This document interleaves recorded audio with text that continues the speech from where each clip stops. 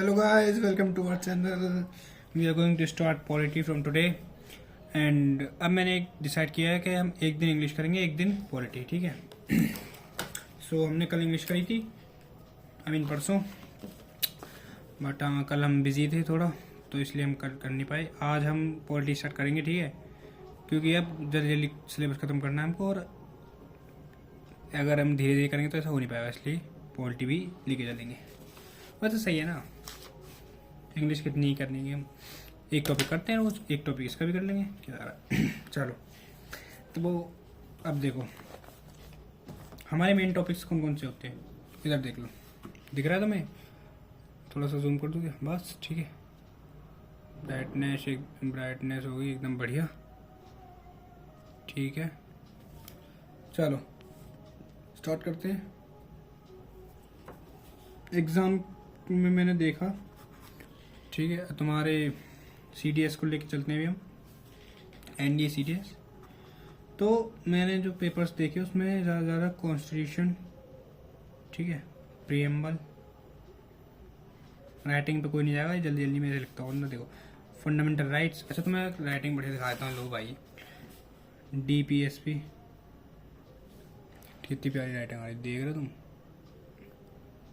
देख रहे हो? थोड़ा सा जूम कर दूँ, मेरे को लग रहा है थोड़ा कम है, नहीं ब्राइटनेस भी, अब ठीक है नहीं, हाँ अब थोड़ा सा सही है। DPSP हो गया, कॉन्स्टिट्यूशन और प्रीएम्बल, ठीक है, फंडामेंटल राइट्स, ये 4 टॉपिक तो हो गए, और फंडामेंटल ड्यूटीज़, ये स्टेट ड्यूटी, बस ये ज़्यादा आता है, ठीक है। और कुछ आर्टिकल है वो मैं बता दूँगा तुम्हें अलग से, इन सब से अलग, ठीक है।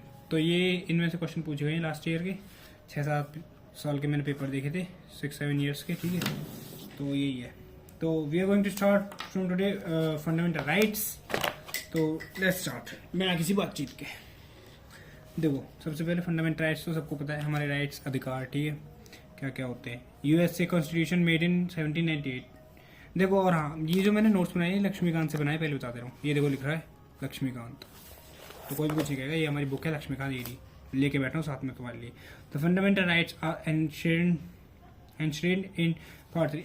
इससे छोड़ो, इससे पढ़ो, मैंने इसी से बनाया। देखो पार्ट 3 में आता है सबसे पहले ये बात, ठीक है, फंडामेंटल राइट्स पार्ट 3, और इसमें तुमने सुना होगा मैग्ना कार्टा। पार्ट 3 में मैग्ना कार्टा क्या होता है? पार्ट 3 को ही बोलते हैं बेसिकली। 1215 में इंग्लैंड के राजा और कुछ इंडियन रिच लैंडलॉर्ड थे, उनके बीच एग्रीमेंट हुआ था, ठीक है। तो उसको बोला गया था मैग्ना कार्टा। जो USA का कॉन्स्टिट्यूशन है, जो 1789 में बना हुआ था, उसको बोलते हैं हम बिल ऑफ राइट्स, ठीक है। USA के कॉन्स्टिट्यूशन का जो मैग्ना कार्टा है उसको बोलते हैं बिल ऑफ राइट्स, दिख रहा है। और इंडिया के जो कॉन्स्टिट्यूशन का मैग्ना कार्टा है उसे बोलते हैं फंडामेंटल राइट्स पार्ट 3। थोड़ा जल्दी होगा आज, बहुत लंबा है ये, बहुत सारे पेजेस हैं, देख लो, देखो इतना सारा है, ठीक है। तो कोई नहीं, बढ़िया है, इंटरेस्टिंग वे में पढ़ाऊंगा, बढ़िया पड़ेगा। एंडिंग जो होगी हमारी 331 A, B और C, ये 3 एक्सेप्शन होंगे इसके। फंडामेंटल राइट्स पढ़ रहे हैं हम, फंडामेंटल राइट्स के एंडिंग जो होगी हमारी इनसे होगी, ठीक है। तो जब ये आए तो समझ जाना खत्म हो गए फंडामेंटल राइट्स, ठीक है। चलो, फंडामेंटल राइट्स सबसे पहली बात जस्टिसेबल होते हैं, ठीक है, ठीक है। तुम मतलब कि अगर कोई वॉयलेट करता है तुम्हारे फंडामेंटल राइट्स, तो कोर्ट देखेगा उसे, ठीक है, कोर्ट जा सकते हो। और नॉन जस्टिसेबल होते हैं कि कोर्ट नहीं जा सकते, जो कि हमारी DPSP होती है। जब DPSP पढ़ेंगे तब पढ़ाऊंगा, तब बताऊंगा, ठीक है। Fundamental rights idea promoting political democracy, जो इसका आइडिया है, इसका जो बेसिकली फंडामेंटल राइट्स का जो आइडिया था वो था प्रमोटिंग पॉलिटिकल डेमोक्रेसी, ठीक है। अच्छा, ये कुछ नहीं है, उस पर ध्यान मत दो अभी। अब आते हैं हमारी जो मेन चीज़ है, 7 फंडामेंटल राइट्स होते हैं, ठीक है, 7 होते हैं, एक हटा दिया था, 6 रह गए, ठीक है। राइट टू प्रॉपर्टी हटाया, वो क्या हुआ एक्चुअली, वो ना हटाया नहीं गया, वो अमेंड कर दिया गया, आर्टिकल 300A में इंसर्ट कर दिया गया, ठीक है, आर्टिकल 300A में इंसर्ट कर दिया गया। और वैसे किस में था वो 31 में। अब देखते चलो, धीरे धीरे बताता हूँ तब समझ में आएगा। सबसे पहली बात, 7 आर्टिकल्स होते हैं कौन कौन से? 14 से 18 राइट टू इक्वालिटी, 19 से 22 फ्रीडम, राइट टू फ्रीडम। 23 से 24 राइट अगेंस्ट एक्सप्लॉयटेशन, ठीक है। 23 से 24 हो गया, और 25 से 28 right to freedom of religion. 29 से 30 कल्चर एंड एजुकेशन राइट्स। 31 से राइट टू प्रॉपर्टी हटा दिया। 32 से राइट टू कॉन्स्टिट्यूशन रेमेडीज। ये बहुत इंपॉर्टेंट है, क्योंकि इसमें क्या आता है वो बताऊंगा, रुक जाओ। इसमें वैसे इसमें जो ये है ना, ये सारे इनका कोई मूल्य नहीं होगा जब तक ये नहीं होंगे, ये लास्ट वाला नहीं होगा 32, ठीक है। वो आगे पढ़ाऊंगा तब बताऊंगा, अभी पहले इस पे ध्यान दो। चलो एक काम करते हैं, हम लिख के देखते थोड़ा, ठीक है। जल्दी जल्दी अपने पेन पेपर ले लो, और इनको तब याद होंगे। 14 से 18 5 साल, ठीक है। 14, 15, 16, 17, 18 5 साल कह रहा हूँ, सॉरी 5 बार, ठीक है। 5 टाइम्स कौन कौन से हैं? राइट टू इक्वालिटी, हमें 5 बार इक्वालिटी मिली है, ये मान लो, ठीक है। ये सिर्फ निमोनिक है। राइट टू इक्वालिटी मतलब कि सबके इक्वल अधिकार होंगे, और कोई भी लॉ से आगे बढ़ा, लॉ से बड़ा नहीं होगा, ठीक है, चाहे वो कोई भी हो। I know what you think, but कोई नहीं, it's okay. Okay, right to freedom, right to freedom, freedom मिली है 19 से 22। अच्छा 1922, ठीक है। 1920 किसने देखी है? लीजा वाली मूवी, हॉरर गोस्ट वाली। उसमें क्या था, 1920 में गोस्ट को आज़ादी थी, गोस्ट को फ्रीडम थी, ठीक है। 1920 में गोस्ट को फ्रीडम थी, लेकिन 1922 में 2 साल बाद इंडियंस को होगी, ठीक है, सिटीजन्स को, समझे? निमोनिक याद कर लेना, सिटीजन्स को फ्रीडम मिल गई, राइट टू फ्रीडम। तो याद रहेगा 1922, 19 से 22, 19, 20, 21, 22, और आर्टिकल 23, 24। फिर एक साल अगली में 23 और 24 में एक्सप्लॉयटेशन, राइट टू एक्सप्लॉयटेशन। ये निमोनिक्स होते हैं कुछ याद करने के, ठीक है। लिखते चल रहे हो ना, जल्दी। 25, 28 3 साल। 25, 26, 27 28 4 right to freedom of religion, God को पूजने लगे। 4 साल में भगवान को मान लिया हमने, ठीक है। ये से याद करना, 4 साल, ऐसे 4 साल नहीं है, ये राइट्स होते हैं 25, 26, 27, 28, ठीक है।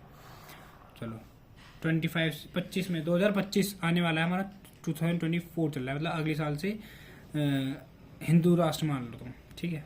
गॉड ज़्यादा पूजने लगेंगे, तो ऐसे ही इससे याद रख सकते हो तुम कि 25 से 28 रिलीजन चल रहा है आजकल, तो वही हो गया, ठीक है। 29 से 30 कल्चरल एंड एजुकेशनल, पढ़ाई करो। 29 से 30 32 होता है ना, यूपीएससी की एज, IAS उसकी एज होती है 32, तो 2 साल हटा दिए गवर्नमेंट ने, तो 30 मान लो, ऐसे याद करने का सिर्फ 29, 20।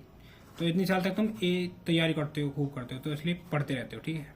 Education, right to education, cultural education. 31 right to property याद रहेगा, राइट टू प्रॉपर्टी।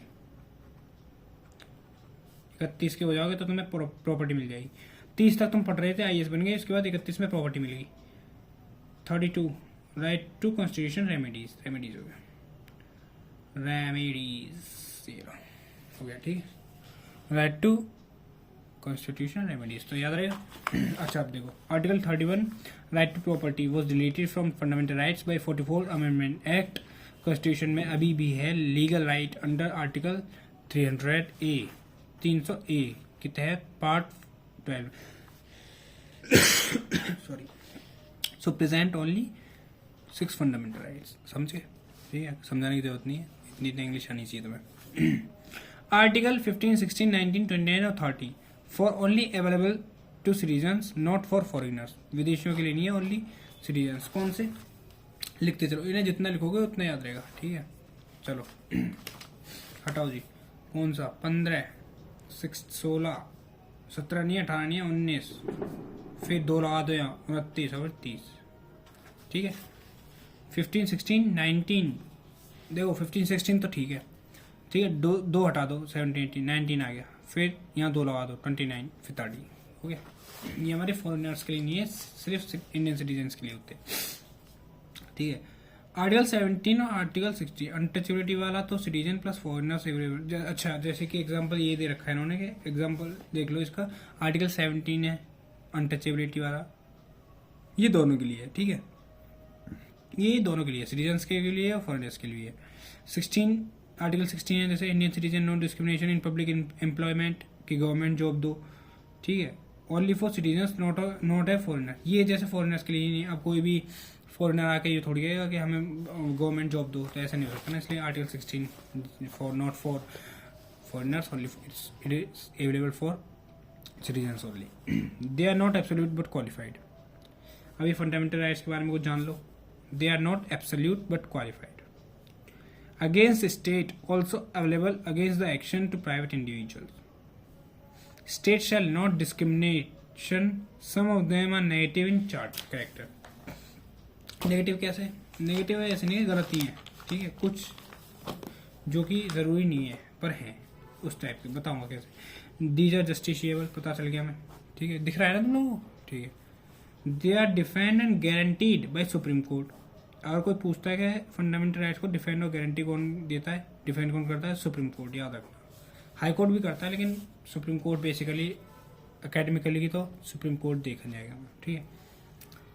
आंसर में तो सुप्रीम कोर्ट लिखोगे तुम। दे आर नॉट सैक्रोसेंट और परमानेंट। सैक्रोसेंट मतलब कि दे कैन बी चेंज, जो कि चेंज नहीं हो सकते।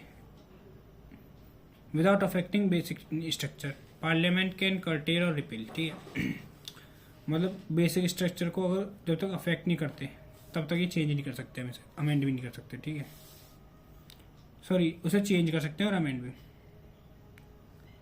चाहे उसने बेसिक स्ट्रक्चर को अफेक्ट किया हो या ना किया हो, हम तब भी चेंज कर सकते हैं उन्हें। वो चीज़ कह रहा है सैक्रोसेंट का मीनिंग, ठीक है। तो दे आर नॉट सैक्रोसेंट, ये सैक्रोसेंट नहीं है, ठीक है। जब तक ये अफेक्ट नहीं करेंगे बेसिक स्ट्रक्चर को तब तक हम इन्हें चेंज नहीं करेंगे। They can be suspend during national emergency, ये सबको पता होना चाहिए, वेरी इंपॉर्टेंट है, ठीक है। नेशनल इमरजेंसी में सारे फंडामेंटल राइट सस्पेंड हो सकते हैं, लेकिन सिर्फ दो नहीं होते। कौन से?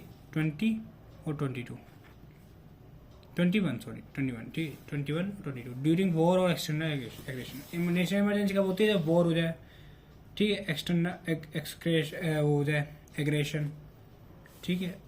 तो आर्टिकल 20 और 21 ये दोनों को छोड़ के सारे फंडामेंटल राइट्स रेस्ट्रिक्ट हो जाते हैं, ठीक है।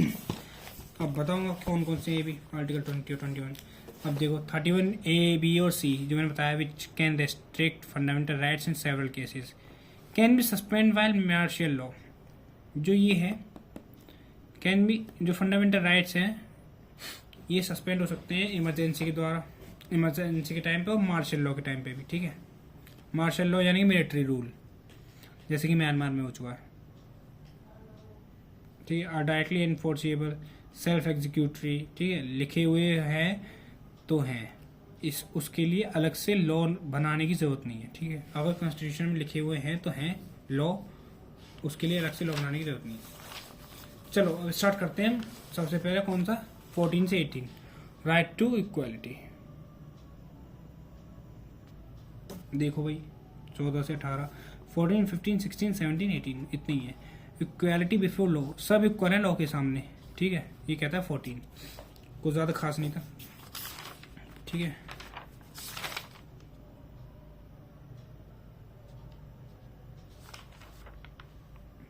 ये सिर्फ अभी बेसिक बता रहा हूँ, डीप में नहीं जा रहा अभी। 12 भी तो बताना भी। 15 देख लो, प्रोहिबिशन ऑफ डिस्क्रिमिनेशन। 16 डिस्क्रिमिनेशन नहीं होगा, उसको रोकता है, कोई डिस्क्रिमिनेट नहीं करेगा कास्ट, रिलीजन, रेस, सेक्स, उसके ऊपर, ठीक है, उसके बेसिस पे। 16 इक्वलिटी ऑफ अपॉर्चुनिटी मिलनी चाहिए सबको इन मैटर ऑफ पब्लिक एम्प्लॉयमेंट, ठीक है। किसी भी पब्लिक एम्प्लॉयमेंट में सबको इक्वल अपॉर्चुनिटी मिलनी चाहिए, ये आर्टिकल 16 कहता है। 17 क्या कहता है? अनटचेबिलिटी एबोलिश, ठीक है। और 18 में जो टाइटल्स होते हैं राजघराने, जैसे कि वो हो गया दीवान साहब, जैसे राजा महाराजा टाइटल देते हैं ना, मंत्री और लेक, ऐसे करके, तो उनको अबोलिश कर देते हैं। जैसे कि देखो टाइटल्स कौन कौन होते हैं बताता हूँ तुम्हारे को। अरे टाइटल्स नहीं पढ़ी है तुमने? अरे भाई अच्छा, मिलिट्री और एकेडमिक, इनको छोड़ के जितने भी टाइटल्स होते हैं ना, सब सारे के सारे अबोलिश कर दिए जाते हैं। मिलिट्री में नहीं किए जाते टाइटल्स, जैसे कि तुम्हारे देखो ये हो गए महाराजा हो गया, राज बहादुर राय, बहादुर राय साहब, दीवान बहादुर, ऐसे, ठीक है। अच्छा चल बाद में बताऊँगा, एक चीज़ है, जब ये पढ़ाऊँगा ना 18 वाला, तब बड़ी इंटरेस्टिंग सी बात है। चलो ये बताता हूँ। एक क्वेश्चन पूछा था उसमें कि जो किसी को, अगर कोई इंटेलिजेंट बच्चा यहाँ पे होगा तो उसके मन में क्वेश्चन आएगा कि भाई भैया जब टाइटल्स एबॉलिश हो रखे हैं तो पद्म विभूषण, पद्म भूषण, ये भी तो टाइटल्स हैं, ये क्यों नहीं एबॉलिश हुए? सॉरी, है नहीं? तो वो चीज़ क्वेश्चन से भी एक इंटेलिजेंट बच्चे के दिमाग में आ सकता है। ऐसा उसने मजाक करो, बताऊंगा क्यों नहीं हो सकते। अब ये देखो, राइट टू फ्रीडम, ये हमारे राइट टू इक्वालिटी से। राइट टू फ्रीडम क्या कहता है? 19 से 22, ये हमारे बेसिक है, वो भी है मतलब, पर ये ज़्यादातर जो हमें माइंड में याद रहते हैं ना, हमें यही रहते हैं। 19 के क्या है? राइट ऑफ 6 होते हैं, प्रोटेक्ट कर सके, speech and expression, assembly, association, movement, कहीं भी आ जा सकते हैं, रेजिडेंस कहीं भी रह सकते हैं इंडिया में, प्रोफेशन कुछ भी खोल सकते हैं, जॉब कोई सी भी, ठीक है, असेंबली, और right to speech and expression कुछ भी बोल सकते हैं। अब इसको भी अबॉलिश करने के लिए बनाए हुए हैं, कमेंट कर रखा है इनको, पता ना, देखना मज़ा आएगा। पता है फंडामेंटल राइट्स में यही है कि पहले तो चीज़ बताते हैं, ठीक है, फिर उसको गलत भी बता देते हैं, तो एक खेल हो जाता है, ट्विस्ट आ जाता है इसमें, तो ये मेरे को बहुत अच्छा लगे। आर्टिकल 20 देखो, क्राइम करा, ठीक है, या फिर नहीं किया तुमने, क्राइम करा भी है और नहीं भी किया, तो उसको कैसे प्रोटेक्ट कर सकते हैं, खुद को कैसे प्रोटेक्ट करेंगे, ठीक है। वो आर्टिकल 20 बताता है।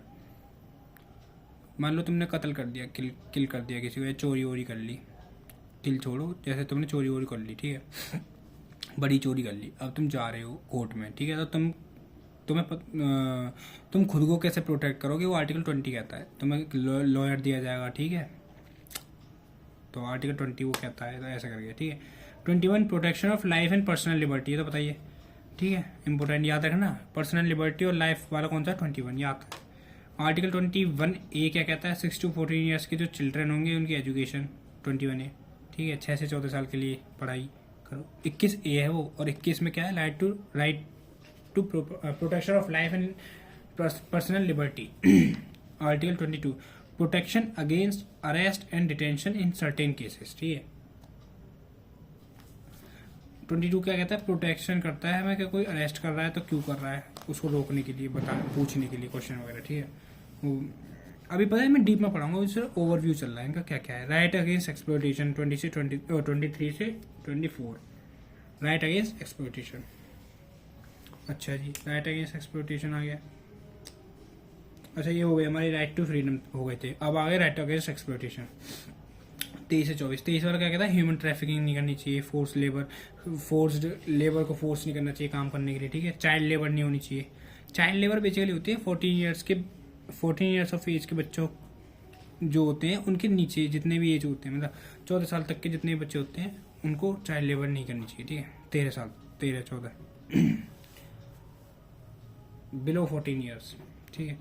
Right to freedom of religion, अगर नेक्स्ट आता है राइट टू फ्रीडम, वही 25 से 28, मैंने लिखी नहीं क्योंकि इनको लिखने का फायदा नहीं था।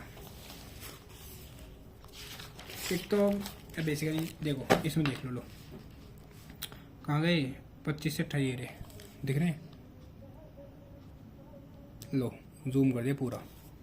देखो, freedom of conscience and free profession, practice and propagation of religion, article 25 कहता है। 26 क्या कहता है? Freedom to manage religious affair. 27 payment of tax, payment ली जाएगी रिलीजन के बेस पे, ठीक है, टैक्स नहीं लिए जाएंगे। 28 पे freedom from attending religious instruction और worship in certain education institution.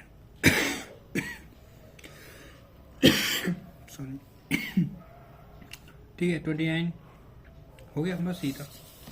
अच्छा 29 से 30 क्या कहता है? Cultural and educational rights.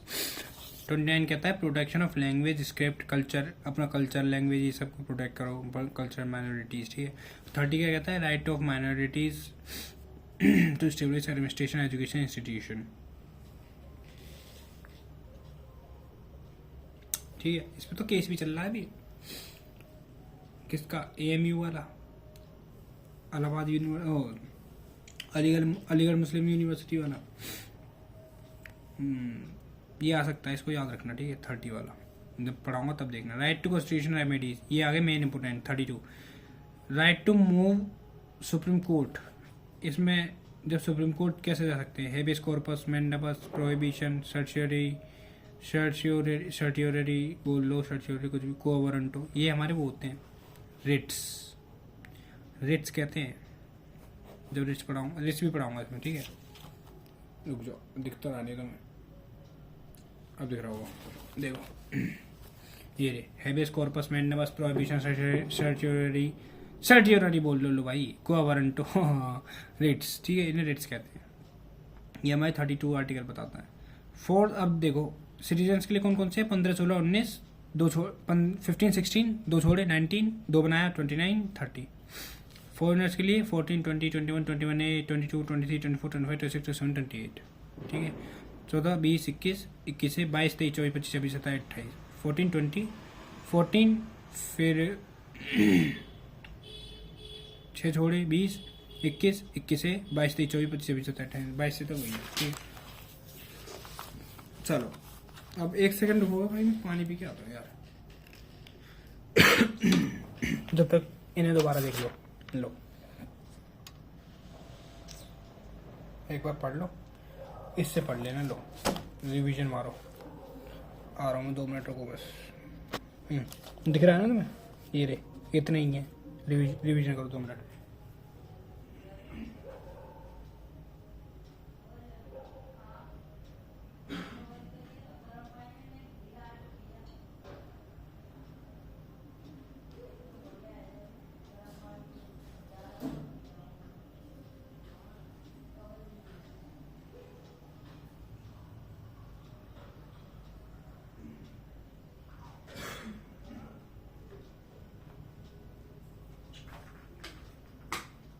पढ़ ली, चलो आ गया भाई पानी लेके। तो इसमें जो मेन चीज़ थी वो अभी स्टार्ट होने वाली है, ठीक है। अभी तक तो बेसिक चल रहा था।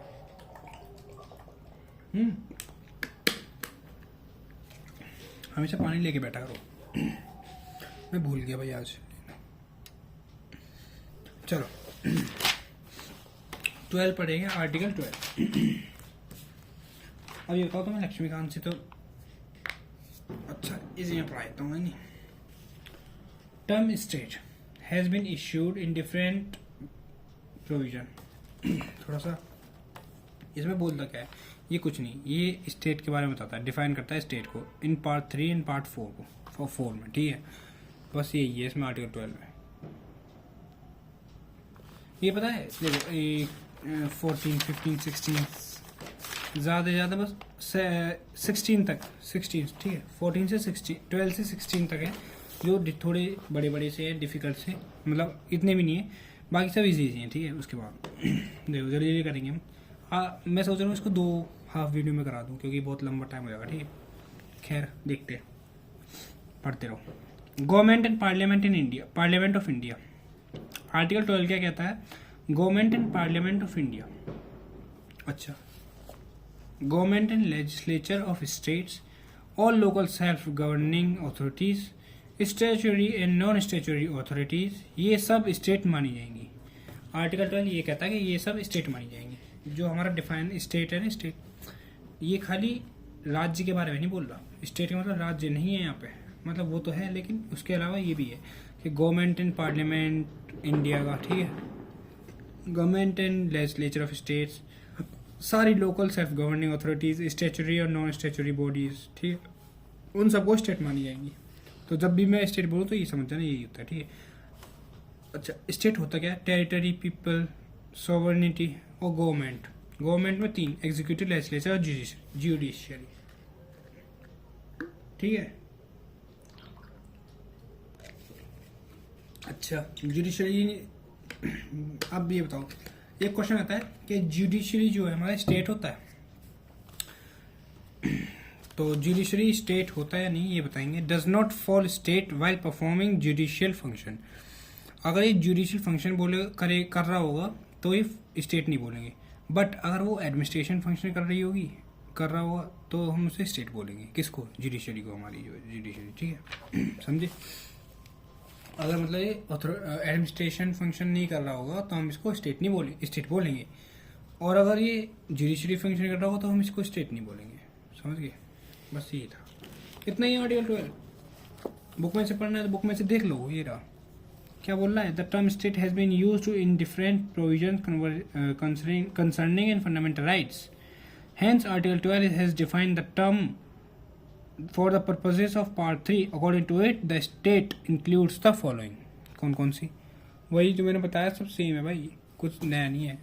देखो, government and parliament of India, that is executive and legislative organs of the union government, government legislature of states, that is executive and legislative organs of the state. ठीक है, all local authorities, that is municipalities, panchayat, district board, improvement trust etcetera. All other authorities, that is statutory, non-statutory bodies like LIC, ONGC, SAIL, etc. ठीक है, thus state has been defined in a wider sense so as to include all its agencies. It is the action of these agencies that can be challenged in the courts as violating the fundamental rights. According to the Supreme Court, even a private body or an agency working as an instrument of the state falls within the meaning of the state under Article 12। खत्म। ये हमारा फिर article 13 आता है। अब देखो, article 13 बोलता है laws inconsistent with fundamental rights. मतलब laws inconsistent in fundamental rights का मतलब क्या है भाई?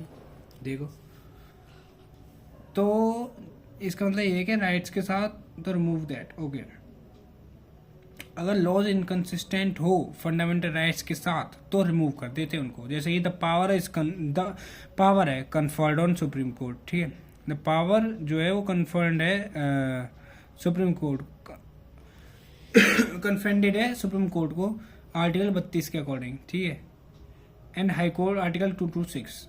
ऐसे article 13 declare that a constitutional amendment is not a law and hence cannot be challenged। समझे? आर्टिकल 13 क्या बताता है, ये देखो, इसमें देख लो। Article 13 declares that all laws that are inconsistent with or in derogation of any of the fundamental rights shall be void। ठीक है, in other words, the expressively provides for the doctrine of judiciary review. This power has been conferred on the Supreme Court, Article 32, and the High Court, Article 226, that can be declared a law unconstitutional, and invalid on the ground of contravention of any of the fundamental rights. The term law in Article 13 has been given a wide connotation so as to include the following। वही जो इतना सारा जो इसने बताया, यही नाम कथा बताई इसने कि article 13 declare that constitution amendment is not a law and hence can not be challenged. बस ठीक है, अब देखते हैं 13A क्या कहता है। 13 जो ये है, the term law in article 13 has been given a wide connotation so as to include the following. अच्छा, 13A क्या कहता है, बिफोर या आफ्टर। 13 फर्स्ट और 13 सेकेंड कहाँ गया? 13(1) और 13(2) ये कहता है बिफोर। 13(1) कहता है बिफोर और 13(2) कहता है आफ्टर। फंडामेंटल राइट्स को वियोलेट करता है कोई लॉ तो सुप्रीम कोर्ट और हाई कोर्ट डिलीट कर देगा उस लॉ को। समझे? मतलब कि अगर मान लो permanent laws enacted by the parliament of the state legislature, ठीक है, temporary laws like ordinance issued by the president और द स्टेट गवर्नर। अगर मान लो कोई लॉ बना हुआ है फंडामेंटल राइट्स बनने से पहले, 13(1) देखो 13(1) है, ठीक है, इसमें ऐड होने से पहले कोई लॉ बना हुआ है या फिर इसके बाद, तो फंडामेंटल राइट्स को जो वियोलेट करेगा वो उस कोई लॉ, तो सुप्रीम कोर्ट और हाई कोर्ट डिलीट कर देगा उस लॉ को। ठीक है, ये कहता है पहले या बाद में। और 13(3) क्या कहता है, लॉ को डिफाइन करता है और कुछ नहीं है।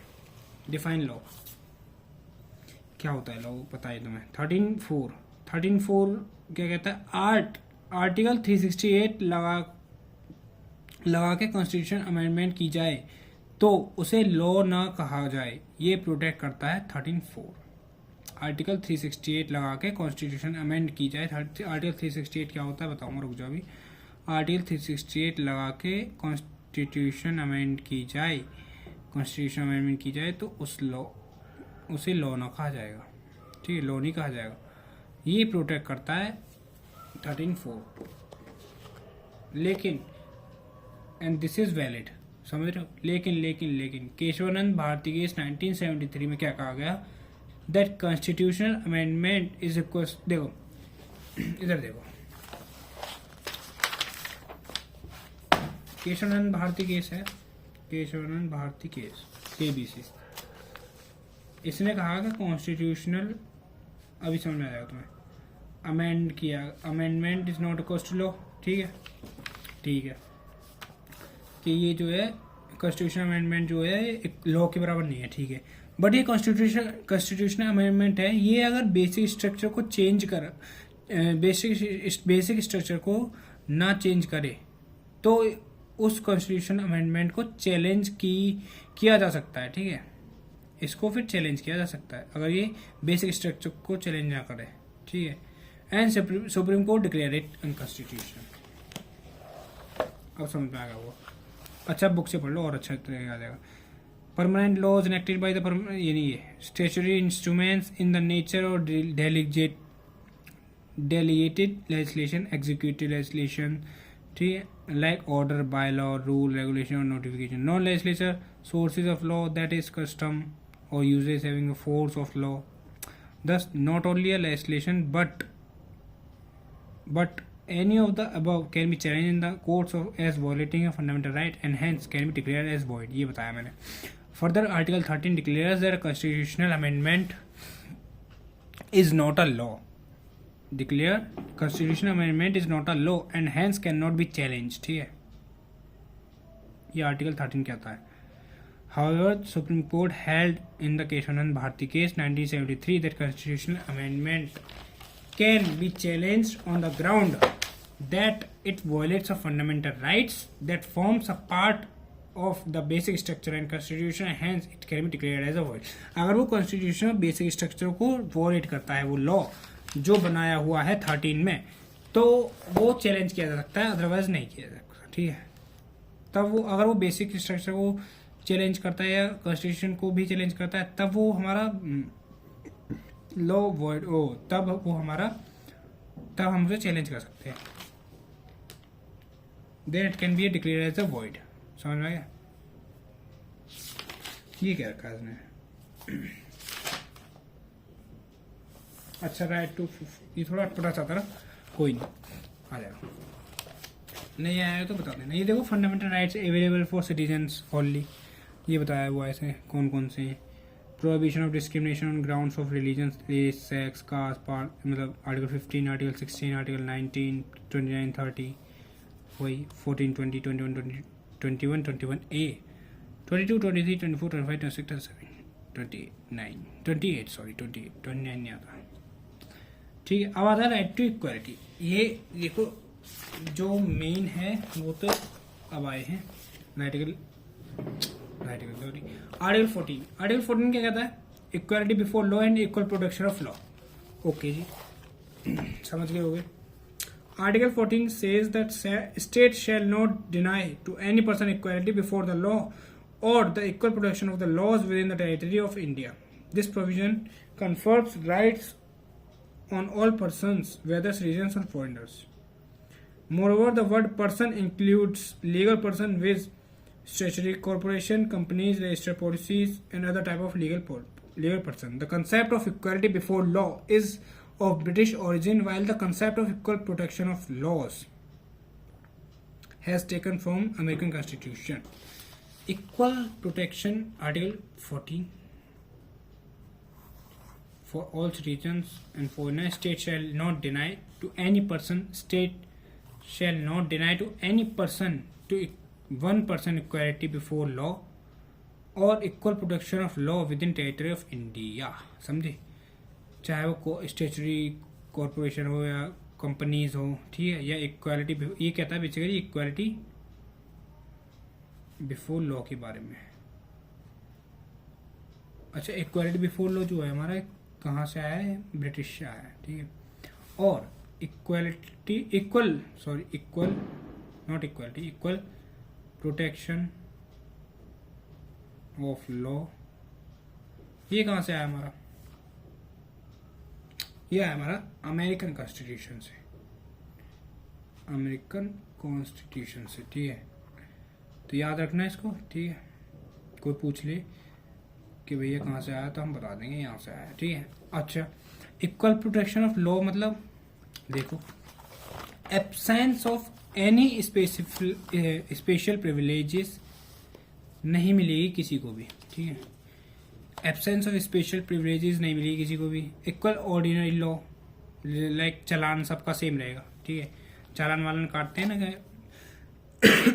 आई know what you think, but छूट जाते हैं, बट कोई नहीं, क्या कर सकते हैं। According to academic process we are going to, इसको हम मानेंगे, ठीक है। इक्वल ऑर्डिनरी लॉ, चालान वही सबका सेम रहेगा। No person poor rich etcetera is above law. I know again what you think कि किसी भी, चाहे पुअर हो, ये देखो रिच हो, कोई भी बड़ा नहीं है, सब छोटे हैं किसके आगे? लॉ के आगे। अंबानी भी, but again I know what you think, क्या कर सकते हैं, सब चलता है यहाँ, इंडिया है। On the other hand second concept क्या होता है? सेकंड कंसेप्ट क्या कहता है? फर्स्ट कंसेप्ट था हमारा, जरूरत पड़ने पर कुछ जो अनइक्वल हो उनको लॉ अलग ट्रीट कर सकता है। लाइक जैसे एक बच्चा बैठा हुआ है, उस बच्चे के लिए हम सीट बुक कर दें, जैसे कि दिल्ली में होता है, दिल्ली में होता है, वुमेन्स के लिए अलग सीट बुक हो जाती है, ठीक है। तो वो ठीक है, कोई लॉ को हनन नहीं करता उसके बारे में कि लेडीज़ को क्यों तुमने बुक सीट कर रखी है, फ्री दे रखी है, तो कोई कुछ नहीं, वो बढ़िया है, वो वैलिड है, ठीक है। No one against on it, ठीक है। लेकिन अब मान लो 25 से 30 साल तक का कोई बढ़िया पट्टा आदमी है, बढ़िया है, ठीक है, जवान, अब उसके लिए अगर तुम सीट बुक कर देते हो कि भाई ये बैठेगा यहाँ पे, तो उसका मतलब क्या बनता है? सोच कर देखो एक बार। अब तुम 20 से 25 साल के लड़के के लिए कि भाई इतनी सीट बुक हो गई है, कोई नहीं बैठेगा, कोई मतलब बनता है इस चीज़ का? नहीं है ना, बस ये कह रहा है, ठीक है। तो ज़रूरत पड़ने पर कुछ जो अनइक्वल हो उनको लॉ अलग ट्रीट कर सकता है ऐसे। और same law to all persons, वही, ठीक है, कोई बड़ा नहीं होता लॉ के आगे। Like should be treated alike without any discrimination, ठीक है, ट्रीट कर सकते हैं विदाउट डिस्क्रिमिनेशन, वही रिलीजन, रेस, सेक्स, कास्ट, ठीक है। Thus former is a negative concept while latter is positive, ये नेगेटिव कंसेप्ट है लेकिन latter it is positive. Example women's डब्बा इन मेट, वही, ये दिखता तो नेगेटिव है लेकिन देखा जाए तो वो वुमेन वाला केस जो मैंने बताया कि दिल्ली में हुआ है, तो जैसे कि ट्रेन होती है, ट्रेन में अकेले, मेट्रो वुमेन्स का डब्बा होता है, वुमेन्स की बोगी होती है एक अलग, वुमेन्स पार्ट, ठीक है। तो वही, अब उसमें वो थोड़ी है, पॉजिटिव में आता है तो सेफ्टी आ गई उनकी, इसलिए। When equal and unequal are treated differently, Article 14 does not apply. When equals and unequal are treated differently, Article 14 does not apply. वही कि अगर कोई 20 से 22 साल के लिए भाई तुम दे दोगे तो क्या फ़ायदा, सीट बुक कर दोगे तो वो थोड़ी होगा। Article 14 does not apply. Article 14 forbids class legislation. No artificial classification. Classification should not be arbitrary. Age of 30 से 25 सीट रिजर्व इन बस, क्या तो फालतू की, वही जो मैंने बताया वही बोलता है, दोबारा लिख दिया मैंने। Rule of law mentioned in preamble article 40, ठीक है। रूल ऑफ लॉ जो है, ये वर्ड याद रखना, रूल ऑफ लॉ, ये कहाँ लिखा हुआ है? प्रीएम्बल में और आर्टिकल 14 में, एक तो प्रीएम्बल में है और एक आर्टिकल 14 में है, बस, वो कहीं लिखा हुआ। Equality before law, rule of law से ही आता है, ठीक है। Equality before law, rule of law क्या बताया मैंने स्टार्टिंग में? सबसे पहले तो नहीं बताया मैंने, अभी बताया। देखो, 3 elements of rule of law जान लो क्या क्या होते हैं। No arbitrary power, no punishment randomly, मतलब किसी को रैंडमली उठा के जेल में डाल देगे जब तक तुम they broke the written law, जब तक वो कोई रूल नहीं तोड़ता, लॉ नहीं लॉ का हनन नहीं करता जो लिखा हुआ है। Equality before law, rich poor same in front of courts, ठीक है। और ये कहता है हमारा रूल ऑफ लॉ में primacy of the rights of the individual. Rights of the individual क्या, कॉन्स्टिट्यूशन से राइट नहीं आते, important more than the constitution, ठीक है। ये जो है कॉन्स्टिट्यूशन से इम्पोर्टेंट है, राइट्स इम्पोर्टेंट होते हैं हमारे कॉन्स्टिट्यूशन से, ये बता रहा है। अब देखो फर्स्ट और second are applicable to the Indian system के, नो आर्बिट्रेरी पावर, ठीक है, और इक्वालिटी बिफोर लॉ, ये तो ठीक है। लेकिन जो थर्ड वाला है, राइट्स इंपोर्टेंट नहीं होते कॉन्स्टिट्यूशन से, ये नहीं है एप्लीकेबल इंडियन सिस्टम में। क्यों कॉन्स्टिट्यूशन से राइट्स नहीं आते, वो थे पहले से ही, समझ रहे हो। जो जैसे लोग मानते हैं कॉन्स्टिट्यूशन बन गया तो मतलब राइट्स आ गए, नहीं, राइट्स तो पहले से ही थे, वो तो बस लिख दिए गए कॉन्स्टिट्यूशन में, वो बताता है, ठीक है। तो कॉन्स्टिट्यूशन से राइट्स नहीं आते, वो थे पहले से ही, बट कॉन्स्टिट्यूशन में सिर्फ लिखे गए, वही बताया मैंने। लेकिन इंडिया में कहते हैं कॉन्स्टिट्यूशन से ही आते हैं, तो ये वही है, ठीक है। इंडिया में तो ये कहते हैं, समझ रहे हो मैं क्या कह रहा हूँ। ये चीज है, supreme court held that rule is law embodied in article 14 is basic feature of constitution, it cannot be destroyed even by an amendment। ये very important है। Supreme Court held that rule of law embodied in Article 14 is the basic feature of constitution, it cannot be destroyed even by the amendment। ये amend नहीं किया जा सकता, ठीक है, क्योंकि ये basic feature of constitution आ चुका है, तो इसको हम amend नहीं कर सकते, amend करके destroy नहीं कर सकते, डिलीट नहीं कर सकते इसको। अच्छा अब आया मजा, अब आएगी एक्सेप्शन। एक्सेप्शन क्या कहते हैं इसके, आर्टिकल 14 के एक्सेप्शन ऑफ इक्वालिटी क्या है भाई, प्रेसिडेंट और गवर्नर को इम्यूनिटीज लाइक कोर्ट में नहीं ले जा सकते। आर्टिकल 14 तो कोर्ट में भेज रहा था, कहाँ है, जल्दी दिखाओ जल्दी दिखाओ जल्दी, ये रहा। Equality before law, rich poor same in court, exception आ गया ना। सॉरी, प्रेसिडेंट को और गवर्नर को इम्यूनिटीज लाइक कोर्ट में नहीं ले जा सकते तुम। No criminal case can begin during their office, अगर वो ऑफिस में हैं, काम कर रहे हैं अपना, मतलब ऑफिस के टाइम पे, मतलब ऐसे नहीं कि ऑफिस में जाके, नहीं, मतलब उनकी अभी ड्यूटी चल रही है, अभी वो एज है उनकी, काम नौकरी है अभी उनकी ऑफिस में, तो उनको क्रिमिनल केस में नहीं डाल सकते तुम, उनका तो उन पर क्रिमिनल केस नहीं चलेगा, आफ्टर रिटायरमेंट चल सकते हो, ठीक है। No process of arrested president or governor shall be issued from any court during his her term of office, ठीक है। ये बोला गया बड़ा अच्छा है, मैं बन जाता किसी दिन गवर्नर, मान लो तुम्हारा भैया गवर्नर बन चुका है, तो अब कोई भी आ जाओ कुछ भी कर लो, अरेस्ट नहीं कर सकता मुझे, निकाह, ठीक है, ये बोल रहा है। मतलब कुछ भी तो नहीं कर सकते, मतलब ऐसा तो डिलीव वो कर देंगे, निकाल देंगे मेरे को उसमें, ठीक है। तो यही है, no civil proceedings against president and governor, 2 months का नोटिस दो पहले, तब जाके प्रोसीडिंग स्टार्ट होती है, 2 महीने में, ठीक है। जब तक तो जैसे अगर इसका मतलब एक एग्जांपल देता हूँ, तुम्हारा भाई मान लो मैं बन गया उसमें प्रेसिडेंट बन गया, ठीक है, मेरा कट गया चालान, तो अब मेरे को 2 महीने तक टैक्स नहीं दिया मैंने किसी चीज़ का, ठीक है, तो अब वो 2 महीने का नोटिस देंगे पहले मेरे को, तब इतने में तो मैं अपने बिल भर दूंगा सारे, ठीक है, टैक्स भर दूंगा, तो वही है, वही कह रहा है, ठीक है, तो मजे ही मजे हैं, ठीक है।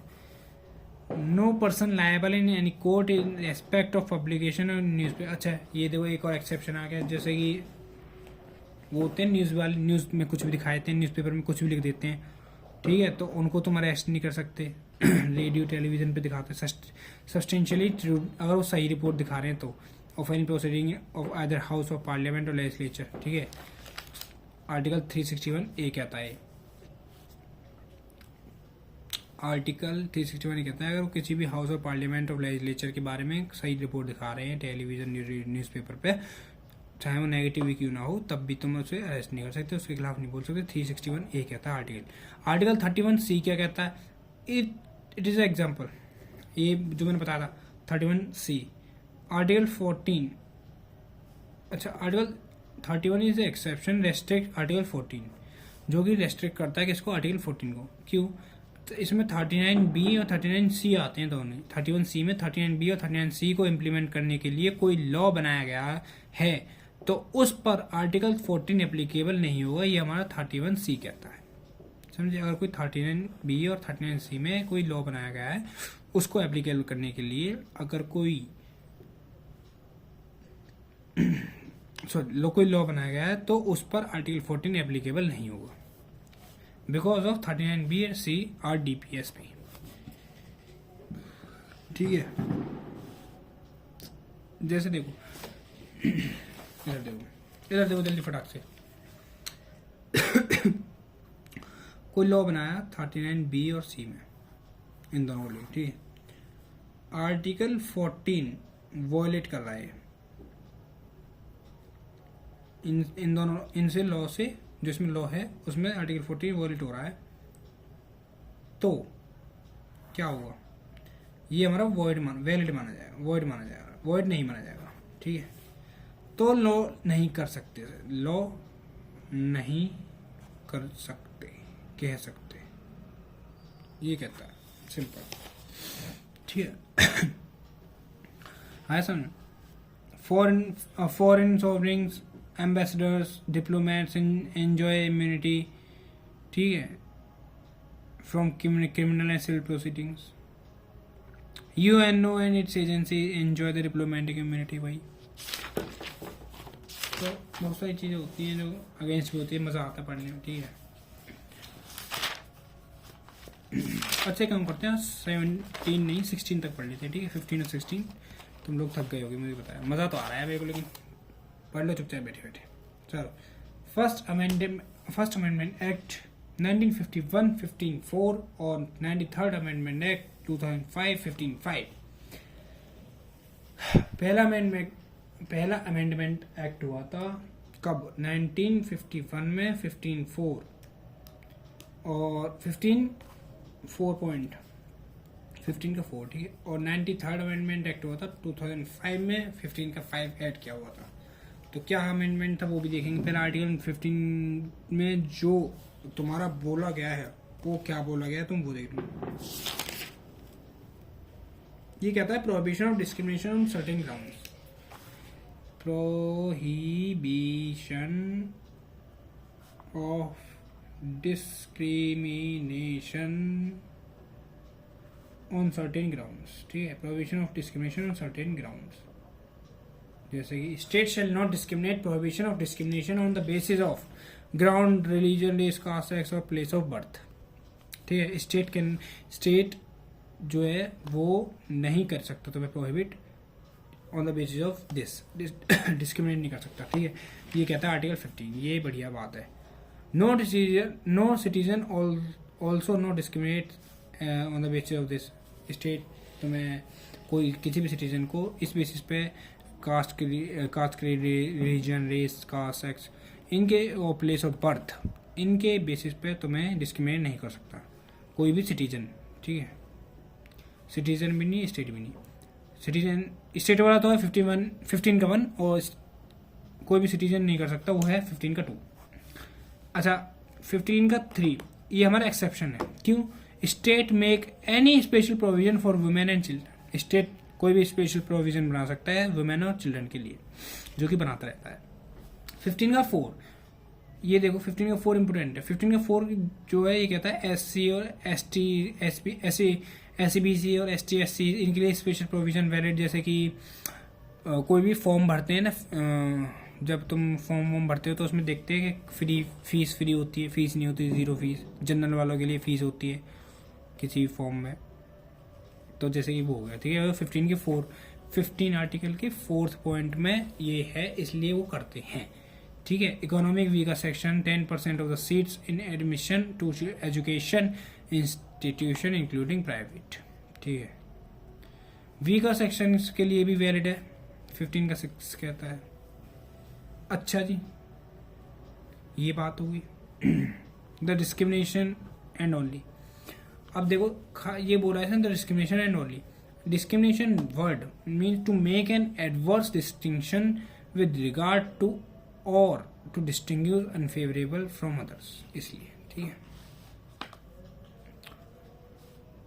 to make an adverse distinction with regard to or to distinguish unfavorable from others. Only में, और जैसे only की बोला इसने, only देखो, only बोला इसने, इनके अलावा state can discriminate but on the basis of this discrimination is prohibited. मतलब कि वो इन चीज़ों के अलावा रिलीजन, सेक्स, कास्ट, रेस, इनके बेसिस पे, बर्थ प्लेस ऑफ बर्थ के बेसिस पे तुम डिस्क्रिमिनेट नहीं कर सकता कोई भी स्टेट तुम्हें, लेकिन इन चीज़ों के अलावा किसी पे भी डिस्क्रिमिनेट कर सकता है, वो सब खाओ। ठीक है, अब देखते हैं आर्टिकल 16। मज़ा आ रहा है मेरे को तो पढ़ाने में। Equality of opportunity in matter of public employment. अच्छा, तुम्हें अगर तुम्हें इससे देखना है तो एक बार इससे भी देख सकते हो तुम लोग, लक्ष्मीकांत से दिखाए तो तुम्हें अगर तुम वो लग रहा हो। Article 14 provide that the state shall not discriminate against any religion, caste, creed, religious, race, sex, place of birth. The two crucial words in the provision are discrimination and only. The word discrimination means to make an adverse distinction with regard to or to distinguish unfavorable from others. The use of the word only connotes the discrimination on other grounds is not prohibited. ठीक है, एक बच्चा कहता है कि भैया आपकी book कितनी सड़ा के क्यों रखते हो यार, मेरी बुक है, मैं कैसे भी चढ़ाऊँ, पढ़ूँ ना पढ़ूँ, तुम्हें क्या आ रहा है। जब तक तुम अपनी बुक में पेंसिल से करता हूँ, लेकिन मैं ठीक है पेन से कभी कभी कर लेता हूँ, कोई बात नहीं, कहाँ नहीं जानी है। ठीक है, चलो। The second provision of article 15 says that no citizen, कम से कम मैंने पढ़ी तो है, तुमने तो वो भी नहीं पढ़ी। बुक पढ़ना सीखो, बुक रीडिंग की हैबिट डालना स्टार्ट कर दो, अपने आप आदत बन जाएगी पढ़ने की। पता है मेरा मैक्सिमम टाइम बुक से पढ़ने का, ऑनेस्टली बताऊँ तो मेरा 1 से 1.5 घंटा है बस, या मैक्सिमम मेरा 2 घंटे, उससे ज़्यादा नहीं पढ़ सकता मैं। जैसे कहते हैं ना प्योर सेल्फ स्टडी, ऑनेस्टली बता रहा हूँ 2 घंटे, सिर्फ 2 घंटे पढ़ सकता हूँ मैं। और तुम बुक वीडियोस लेके पढ़ो तो कितना भी पढ़ा लो तुम, 6-7 घंटे, 8 घंटे, 8-9 घंटे भी पढ़ाऊँ मैं सिर्फ वीडियोस से। ठीक है, एग्ज़ाम क्लियर भी होता है पर नहीं भी होता, समटाइम्स नहीं भी होता, समटाइम्स हो भी जाता है। क्यों वो नहीं होने वाला कारण तो यही है मेरा, क्योंकि मैं बुक से कम पढ़ा था और वीडियो से ज़्यादा, खास करके जो मैथ्स वाले कुछ प्रॉब्लम आते हैं कि भैया क्वेश्चंस तो हो रहे हैं मैं वीडियो के, लेकिन उसके नहीं हो रहे। जब बुक लेके बैठता हूँ भाई, तो पहले बुक लेके बैठ, उसके क्वेश्चंस कर, वीडियोस के क्वेश्चंस मत करे, वीडियो से सिर्फ कॉन्सेप्ट समझ। ठीक है, वीडियो सिर्फ कॉन्सेप्ट के लिए होता है, नॉट फॉर क्वेश्चंस। ठीक है, कंसेप्ट समझा, 4 से 5, 8 से 10 क्वेश्चन करिए सिर्फ वीडियो से, उससे ज़्यादा नहीं। ठीक है, बुक से कर कितने दिन में 50 से 100 क्वेश्चन एक चैप्टर की बात खत्म। PY किलो आना स्टार्ट कर दो बस। ये मैथ्स वालों के लिए है जो तुम मैथ्स में पढ़ा नहीं रहा। मैथ्स कैसे पढ़ाओ, मैथ्स में बताना, ऐसे पढ़ाओ नोट्स से खुद पढ़ो। चलो ठीक है, अभी ये देखो, the second provision of article 15 says, क्या कहता है, दिख रहा है ना, हाँ। No citizen shall be subjected to any disability, liability, restriction or condition on grounds only of religion, caste, caste, sex or place of birth with regard A. access to shops, public restaurants, hotels, place of public entertainment. B. to the use of wells, tanks, bathing ghats, road and places of public resort maintained wholly or partially by state funds or dedicated to use of general public. This provision prohibits the discrimination both by the state and private individuals, while the former provision prohibits discrimination only by the state. There are 4 exceptions to this general rule of non-discrimination. The state is permitted to make any special provision for women and children, वही जो मैंने बताया। ठीक है, state shall make any special provision for women and children. For example, reservation of seats for women in local bodies or provisions of free education for children. The state is permitted to make any special provision of the advancement of any socially and educational backward classes, scheduled caste, scheduled tribes. For example, reservation seats of fee concession in public educational institution. मिलती है उन्हें। ठीक है, 93rd amendment से add किया गया है हमारा ये क्या बोलते हैं 15 का C। क्या बोला है इसमें 15 की थर्ड 15 का सी में, the state is empowered to make any special provision for the advancement of any socially and educationally backward classes of citizens or for the scheduled class or the scheduled tribes regarding the admission to educational institution including private education institution whether aided or unaided by the state except the major minority education institution. वही जो मैंने बताया आपको अरे वही के state make any special provision for women, मतलब कि वीकर सेक्शन के लिए तुम 10% सीट्स वो कर रहे हो, ठीक है, वही सब है इसमें. अच्छा, अगला क्या है, पढ़ाई के लिए, एजुकेशन के लिए उसके, ठीक है. नेक्स्ट है the state is empowered to make any special provision 10% seats हो गया. Reservation for OBC in education institution. और फोर्थ वाला था 103rd अमेंडमेंट एक्ट 2019 के बेस पे हमने किया था, ठीक है. 93rd अमेंडमेंट ये बोला है इसमें, कुछ नहीं बोला. पर्सन होल्डिंग, ये देखो. अच्छा, the children of the following different categories of people belong to creamy layer. जो क्रीमी लेयर में आते हैं, ठीक, OBC among OBCs thus will not get the quota benefit. Creamy layer मान लो कि तुम्हारी अगर कोई पर्सन है, ठीक है, अगर उसकी 8 लाख इनकम है पर ईयर, मोर देन ठीक है, मोर देन 8 लाख, तो वो क्रीमी लेयर में आएगा.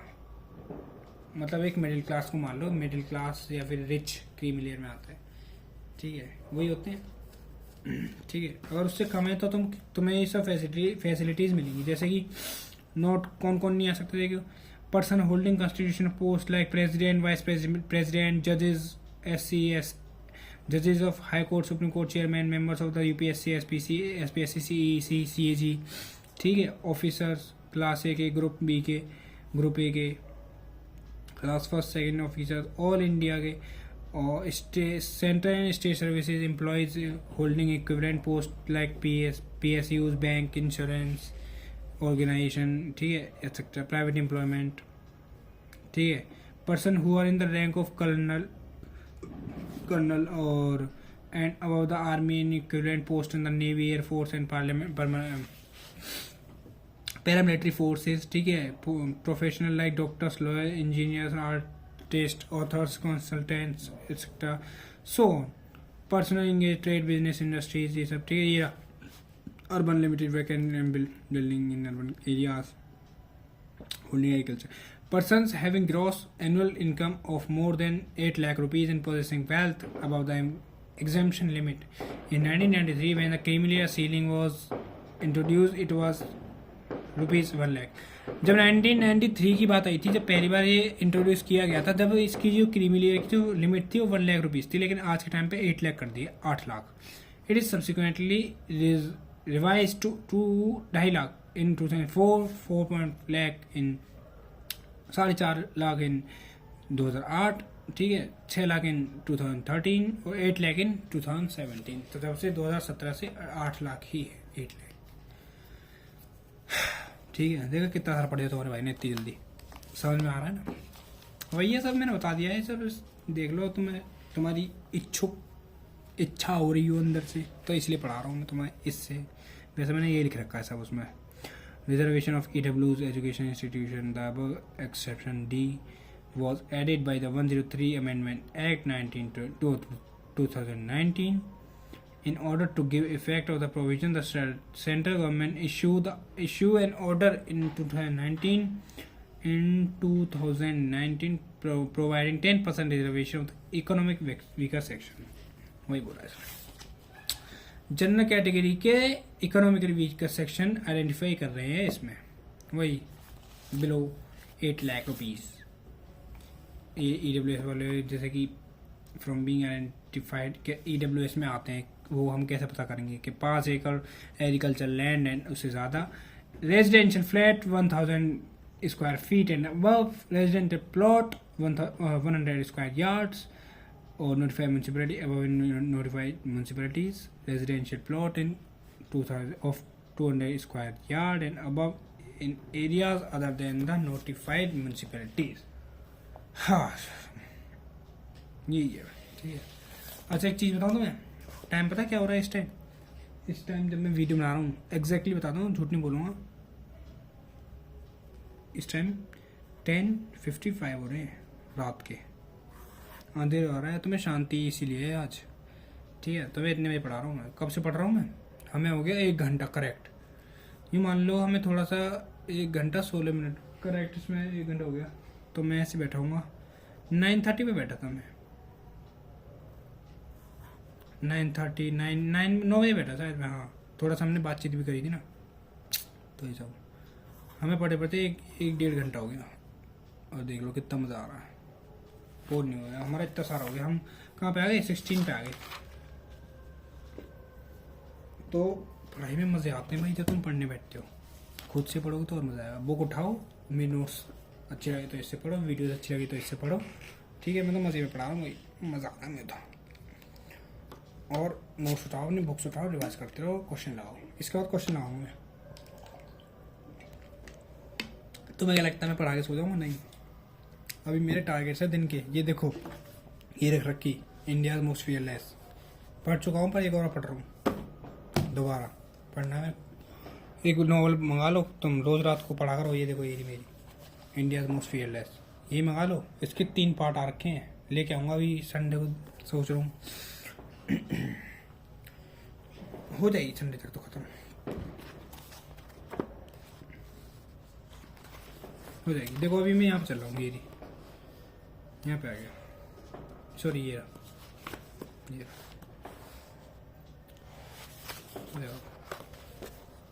देखो we don't really know fear, they didn't know we were there, when he awoke death smiled। सोच रहे हो ये even the toughest take cover but not he, 2 bullets can't kill a commando, just tell me will he live or die, I got hit, I can't believe it। एक मैंने पढ़ा था उसमें पता क्या बोल लेते, उसमें बताऊँ, medical science can not explain this. ये बड़ा अच्छा था, ये वाला चैप्टर ना 8th वाला ही रह गया मेरा। ये मैंने लास्ट के लिए छोड़ रखा है, क्योंकि मेरे को चाहिए एकदम बढ़िया सा थ्रिल, मजे, इन्जॉयमेंट। तो मेरे को ये पढ़ के अच्छा लग रहा है, medicine science can not explain this. मुझे ना थ्रिल हॉरर थोड़ा ऐसा अच्छा लगता है, तो क्या पता इसमें वैसे ही हो।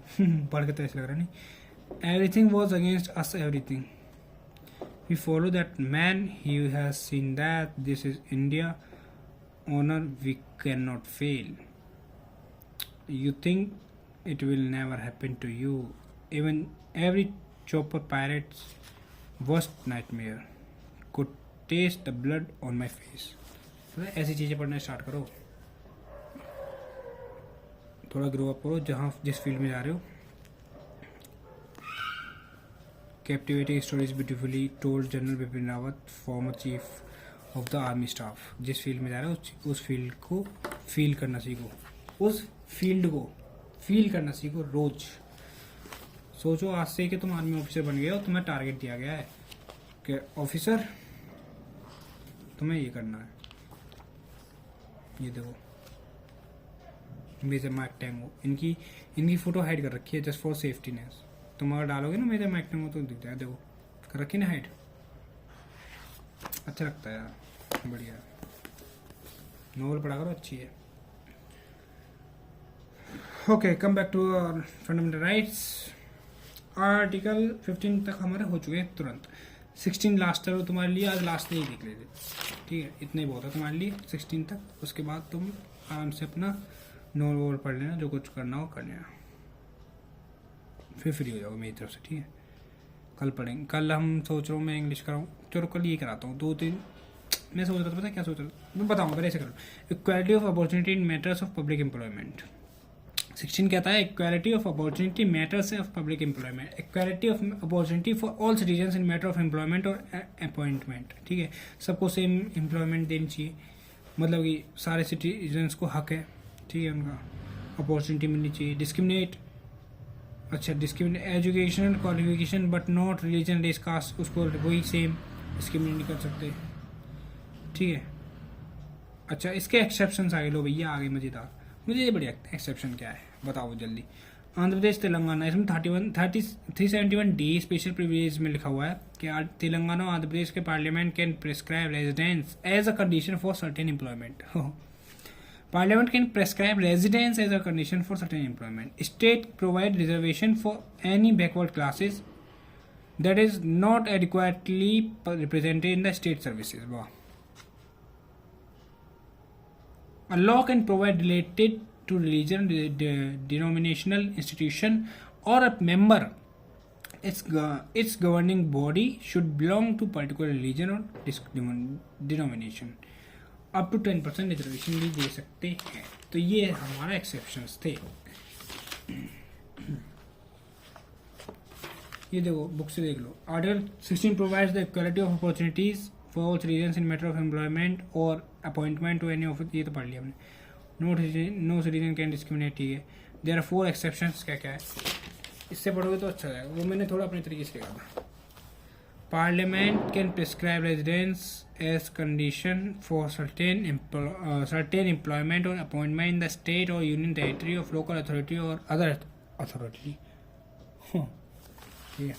Other authority as the public employment requirement or as to residence. Act of 1957 expired in 1974. There is no such provision of any state except Andhra Pradesh and Telangana. Andhra Pradesh और तेलंगाना के अलावा किसी भी नहीं है, ठीक है। Okay, The state can provide for reservation of appointments, ठीक है, or post in favor of any backward classes that is adequately represented in the state services. A law can provide that the incumbent of an office related of religious or denominational institution of or a member of its governing body should belong to the particular religion or denomination. The state is permitted to make a provision for the reservation of up to 10% of the appointments or posts in favor of any economically weaker sections of citizens. The reservation of up to 10% would be in addition to the existing, वही 10% का छूट देनी चाहिए। अच्छा, मंडल commission इसमें बढ़िया था। After मंडल commission में क्या था, 1979 में मोरारजी देसाई की गवर्नमेंट आई, अपॉइंट किया उसने, सेकंड बैकवर्ड क्लासेस कमीशन बनाया उसने, ठीक है, ऑन बेसिस ऑफ 340 आर्टिकल। उसने 340 आर्टिकल के बेस पे बैकवर्ड क्लासेस कमीशन बनाया। क्या फिर मोरारजी देसाई की गवर्नमेंट ने, अंडर बीजेपी मंडल चेयरमैनशिप किसकी थी उस टाइम पे, बीपी मंडल। लेकिन आर्टिकल 340 में सोशली एंड, अच्छा इसमें था क्या, आर्टिकल 340 में socially and educational backward classes को बढ़ने के लिए गवर्नमेंट बना सकती है कमीशन कोई भी। ये था हमारा 340। तो उसने एक कमीशन बनाया बैकवर्ड क्लासेस, मोरारजी देसाई ने 1979 में, ठीक है। दे कंस्टिट्यूट नियरली 52% पॉपुलेशन, जिसमें से 16% तो एससी और 8% एसटी। लेकिन ओबीसी में सोशली एजुकेशन बैकवर्ड क्लास 52% में से फॉर दिस 27% रिजर्वेशन था सिर्फ ओबीसी का। तो 1990 में वीपी सिंह की गवर्नमेंट आई, उसने डिक्लेयर कर दिया कि 27% reservation for government jobs for OBCs, ठीक है। लेकिन फिर 1991 में नरसिम्हा राव गवर्नमेंट आई, उसने पूरा सेक्शंस ऑफ ओबीसीज को कोटा दे दिया, 27% प्रेफर करेगी, ठीक है, ये हो गया। और 10% job to other economical backward sections who are not covered by an existing scheme of reservation। देख रहे हो कितनी गवर्नमेंट आई, मोरारजी देसाई की आई, ठीक है, उसने बैकवर्ड क्लासेस बनाया कमीशन, बैकवर्ड क्लासेस कमीशन। फिर उसके बाद वीपी सिंह गवर्नमेंट आई 1990 में, पहले 1979 में मोरारजी देसाई, फिर उसने 340 आर्टिकल के तहत बनाया था। 340 आर्टिकल में था कि social and educational backward classes को बढ़ाने के लिए गवर्नमेंट बना सकती है कमीशन। फिर 1990 में वीपी सिंह गवर्नमेंट आई, उसने डिक्लेयर कर दिया कि 27 रिजर्वेशन गवर्नमेंट फॉर ओबीसीज। फिर 1991 में नरसिम्हा राव गवर्नमेंट आई, उसने बोल दिया पुअर सेक्शंस के लिए, ओबीसीज के लिए 27% कोटा प्रीफर करेगी, ठीक है, और 10% job to other economically backward sections. लेकिन 10% जो जॉब होंगी वो अदर बैकवर्ड सेक्शंस के लिए, वो are not covered by an existence scheme for reservation. फिर 1992 में इंदिरा स्वान केस में उसको बोल दिया Mandal case, sorry Indira Sawhney case या फिर मंडल केस जो बोलते हैं, Mandal case, the scope and extent of article 16 का 4 part which provide for reservation of jobs. Supreme court ने कहा इसमें एक्स्ट्रा 10% रिजर्वेशन नहीं मिलेगा, नॉट अलाउड। ठीक है, ये बहुत मजेदार है। ये देखो पहले उसने क्या कहा, फिर उसको अमेंड क्या क्या किया। उसने कहा 27%, सुप्रीम कोर्ट ने 27 किस में, मंडल केस या फिर इंदिरा सोहानी केस में 27% ओबीसी के लिए वैलिड। ठीक है, on the basis of creamy layer हटा दो, बेसिक क्रीमी लेयर के बेस पे हटा दिया। प्रमोशन पर रिजर्वेशन नहीं होगी। ठीक है, बाद में होने लगी थी आर्टिकल 16 में, बताऊँ अभी ये नहीं हुई। ठीक है, only confined for initial appointments. ठीक है, तो वो अलाउ कर दिया। Total reserve quota not exceed 50% से ज़्यादा। ठीक है, every year this rule apply, हर साल अप्लाई किया गया कि total reserve quota not exceed 50%। Carry forward rule in case of unfilled vacancies is valid but it should not be violated 50% rule. 50% वाला रूल वॉलेट नहीं करेगा कि नॉट एक्सीड 50%। ठीक है, permanent statutory body should be establish, no relaxation in qualify marks allow कर दिया amend करके कि क्वालिफाइंग मार्क्स, मान लो तुम क्वालिफाई होने वाले तो उसको रिलैक्सेशन दे रहे, चलो थोड़े से मार्क्स दे दीजिए, वो चीज़ नहीं थी, पर अब होता है। तो वो अब अमेंड में क्या क्या किया, इंदिरा सोहानी केस में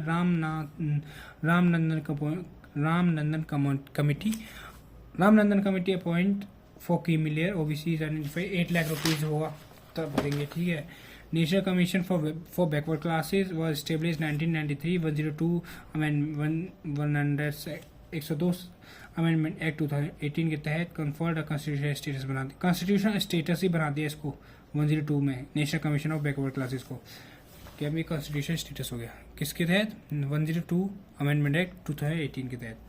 77 अमेंडमेंट एक्ट 1993 में नलीफाई कर दिया प्रमोशन वाला, जो प्रमोशन रिजर्वेशन मिलेगा, ये जो था प्रमोशन वाला, ये रहा कि प्रमोशन पर रिजर्वेशन नहीं हुआ, वो नलीफाई कर दिया 77 अमेंडमेंट एक्ट के तहत। Ruling with regard to backlog vacancies and nullify 81 amendment act, backlog separate classes होगी अब, 2 फॉर रिजर्वेशन अलग। ठीक है, 82nd अमेंडमेंट एक्ट 2000 में क्वालिफाई मार्क्स रिजर्वेशन, ज़्यादा बुरे हैं नहीं, बस ऐसे देख लो। 76th अमेंडमेंट ये वाला है, 82nd अमेंडमेंट एक्ट में क्वालिफाई मार्क्स रिजर्वेशन वही 82 अमेंडमेंट एक्ट में किया गया। 76th amendment act 1994 has placed Tamil Nadu reservation act of 1993 in 9th schedule में रख दिया। इस एक्ट को आर्टिकल 31B से रिलेटेड है 9th schedule it provide 69% reservation for exceed the 50% ceiling. 76th amendment act में 1994 में बोला गया तमिलनाडु रिजर्वेशन एक्ट ऑफ 1993 के तहत के जो भी 9th शेड्यूल में रख दिया गया एक्ट, वो आर्टिकल 31B से रिलेटेड होगा 9th शेड्यूल। तो अब तुम्हारे हो चुके हैं 16 तक, 17, 18 फिर 19 बड़ी मजेदार। ठीक है, ये आ जाओगे। अच्छा एक बार ये और देख लो ना, 18, 17, 18, 19 तो मैं कल पढ़ा दूंगा। ठीक है, राइट टू फ्रीडम। 17 देख लो, एबोलिशन ऑफ अनटचेबिलिटी, जो करेगा उसको पनिशमेंट करेगा। अरे अनटचेबिलिटी वाला पता ही होगा। 1976 में untouchability offences act 1955, but in 1976 में protection of civil rights act कर दिया गया। किसको, इसको अनटचेबिलिटी ऑफ एक्ट को, इसको 1976 में बोल दिया गया कि protection of civil define civil rights punishment in this. ठीक है, एक्ट करेगा। मैसूर हाई कोर्ट ने बोला आर्टिकल 17 इज नॉट अनटचेबिलिटी, मतलब टच नहीं करेगा नहीं, इसका मतलब ये नहीं होता। अनटचेबिलिटी का मतलब ये नहीं होता कि आर्टिकल 17 में जो बोला गया है अनटचेबिलिटी, इसका मतलब ये नहीं होता कि तुम टच नहीं करोगे मुझे, नहीं, इसका मतलब होता है प्रैक्टिस नहीं करोगे इन सोसाइटी में। मतलब पता होगा तुम्हें छुआ कि वो शेड्यूल कास्ट का है, शेड्यूल ट्राइब का है, नीच जात का है, वो कहते हैं ना, तो क्या हम इसको छुएंगे नहीं, इसके यहाँ खाना नहीं खाएंगे, ऐसा बोलते गाँव में, तुमने सुना होगा। तो वो चीज़ नहीं होगी, वो होता है अनटचेबिलिटी। ठीक है, हम तो नहीं करता, देखो मैं तो नहीं करता, करनी भी नहीं चाहिए। सब भाई इंडियंस है, सब भगवान ने बनाए हैं, तो क्यों करना। It refers to social disability imposed on certain classes. ठीक है, जब भगवान नहीं करते तो हम क्यों करें? उसका खून भी लाल है, हमारा भी लाल, ऐसा ठीक है। In public union, in people union for democratic right case in 1980, सबका अपना पॉइंट ऑफ व्यू होता है, क्या मेरा ये है बस। स्टेट ऑल्सो अबॉलिश अनटचेबिलिटी, किसमें? In people union for democratic right case 1982 में स्टेट ऑल्सो अबॉलिश अनटचेबिलिटी, ठीक। आर्टिकल 19 लास्ट देख लो, अबॉलिश टाइटल्स, टाइटल वही टाइटल अबॉलिश करता है कि एक्सेप्ट मिलिट्री और एकेडमिक, सारे जो जितने भी टाइटल होते हैं, लेफ्टिनेंट, फिलोसफी, मतलब इन सबको तो नहीं करेंगे, इन सब मिलिट्री और एकेडमिक छोड़ के सब कर दिए गए, दीवान साहब वगैरह वगैरह, ठीक है। राय बहादुर बोलते थे पहले, राजा महाराजा। Prohibit Indian titles exception from any foreign, जैसे अगर कोई फॉरेनर्स की डिग्री लिया, लेकिन फॉरेनर्स का टाइटल मत लाओ। फॉरेनर होल्डिंग इंडियन ऑफिस, जो इंडिया में वर्क करता है, अलाउ नॉट ऑल्सो, उसको भी टाइटल अलाउ नहीं है, ठीक है। कोई अंग्रेज आया है, इंडिया में काम कर रहा है, उसको भी अलाउ नहीं है, उसको परमिशन लेनी पड़ेगी पहले प्रेसिडेंट की, वो कंसल्ट देगा नहीं वैसे। महाराजा राय बहादुर राय, Raj Bahadur hereditary titles of, हाँ। अब देखो ये बढ़िया वाला जो मैं बताता, इन बालाजी राघवन केस, ये इंपोर्टेंट है, मजेदार है। देखो इन बालाजी राघवन केस में क्या बोला, 1995 में सुप्रीम कोर्ट ने बोला कि जो इसमें इस केस में था कि पद्म विभूषण, पद्म भूषण, वही होशियार बच्चा आ गया हमारा, ये भी तो टाइटल होते नहीं।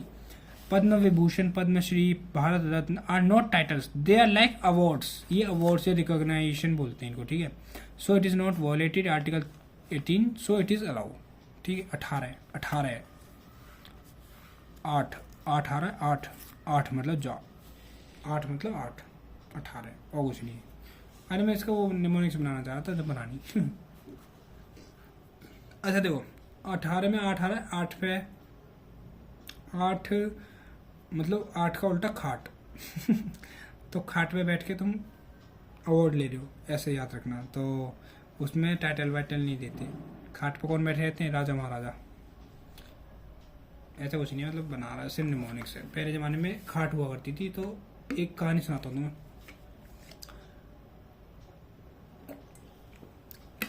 पहले ज़माने में क्या होता था, खाट नहीं हुआ करती थी, तो नई खाट बनी पहली बार, तो राजा अमीर था, उसने खरीद ली। अब पहली बार जब खाट बनी, राजा बैठ गया खाट पे। अब कहते थे राजा साहब बैठे हो खाट पे, राजा साहब बैठे हो खाट पे। तो जिसने भी फिर खाट लेनी शुरू कर दी, तो उसको बोलते थे राजा साहब बैठे हो खाट पे, राजा साहब का मंत्री बैठ गया खाट पे। तो ऐसे उसको टाइटल्स मिल गए, ठीक है। तो खाट पे बैठता है, खाट मतलब 8 मतलब 18, क्योंकि 18 में 8 आ रहा है, तो याद रखना 18 से 8 मतलब खाट, खाट मतलब टाइटल। तो 18 से टाइटल्स हो गया ना। कितना बढ़िया बनाया निमोनिक्स। मज़ा नहीं आया? जिसको आया होगा, मुझे तो आया भाई। चलो, the national award instituted by 1954 Padma award, ठीक है। इसमें बोल दिया, in Janata Party government by Morarji Desai discontinued them in 1977, but 1980 में Indira Gandhi government revived again. Number of Padma award देखो, important, number of Padma awards कितने हैं पूछ सकता है यूपीएससी में। 120 पर साल, 120 per year only number of Padma awards तुम दे सकते हो। और भारत रत्न कितने दे सकते हो? सिर्फ 3% को, कोई भी जो मतलब 3% को मिलेगा, उससे ज़्यादा नहीं मिलेगा भारत रत्न, ठीक है। तो ये था राइट टू फ्रीडम, 19 में आता है। ये तुम्हारा कल पढ़ेंगे, चलो ठीक है। 19, 20, 21, 22, 23, 24, 25, 26, 27, 28, 29, 30, फिर 31, 32, 33, और फिर रेट्स, कुछ रेट्स आ गई, फिर 31, 30B, 31B, 31C, बस फिर ख़त्म। मेरे ख्याल से 2 दिन और चलेगा। अगर हो जाओ तो कल पूरा करवा दूंगा, और हो गया तो ठीक है, नहीं तो फिर 2 दिन और चल जाएगा, कल और परसों 3 दिन पॉलिटी चलेगी। अब हाँ देखो, मैं ये बता रहा था, हफ्ते में 7 दिन होते हैं ना, तो 3 days पॉलिटी,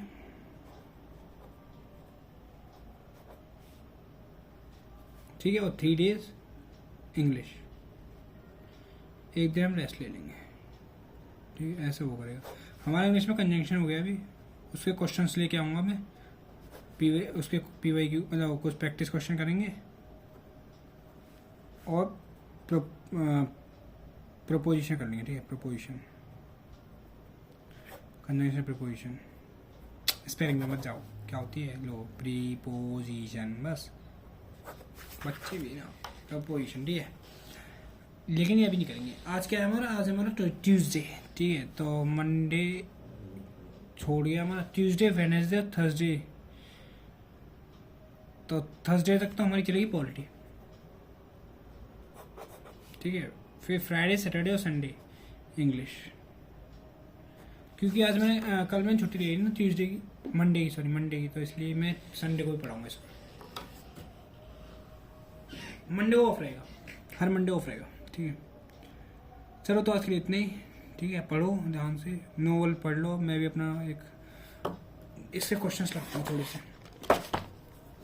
गूगल खोलो, उस पर लिखो क्या,